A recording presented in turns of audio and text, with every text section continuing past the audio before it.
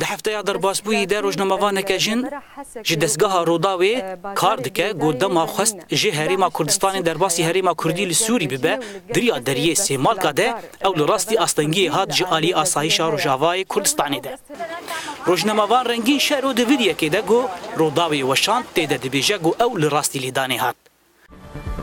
دست به کفریا کریه اسایش گود ویت وگریم گو از ناو گریم من دنگی خواب بلند کر وان هات از چار اسایش بون دو سلام بون دو جن بون گود نجنان وی بکشینا وقتا از کشاندم او تشتاكو از قد جبير ناكم هاجر از ولات جبير بكم از حستري بابي خوي شستو دسالي جبير ناكم تجاري وتاكو سكشاندم بابم قال لك ايش بابم جو حركه جام كينجي بو كردستان وغيره هربلاتا اهانه نجم جو يابو اهانه زيدي بينينا د همان دمê de rêveberiya deriyê Sêmalka red kir got asayîş tundî li dijî rengîn bikar anî û dibêje got biryara dadgehê hebû got rengîn şer û derbasî Rojava nebe.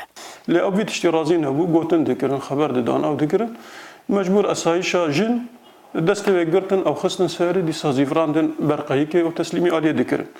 Tilê xistin ew nebû ti xeberê ne bajêr nehatine gotin. Bûyera rengîn şer û vedengavê li Herêma Kurdî veda. Rojnamevan û çalekvan li ser malperên peywendiyên civakî piştgiriya xwe ji bo rengîn şer û nîşandan.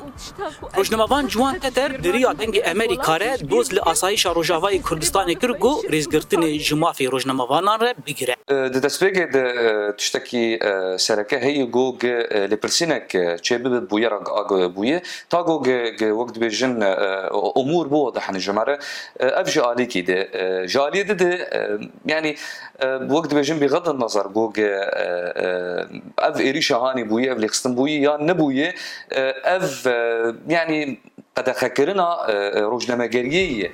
Li Herêma Kurdî li Sûriyayê bi dehan dezgehên ragihandinê hene û biryara rêveberiya ragihandinê ya bi ser rêveberiya Xweser de di sala derbasbûyî de got du Kenal yek jî Roda û Adin Orient hatin qedexekirin.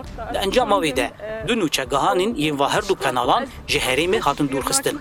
Zana Umer dengê Amerîka Sêmalka.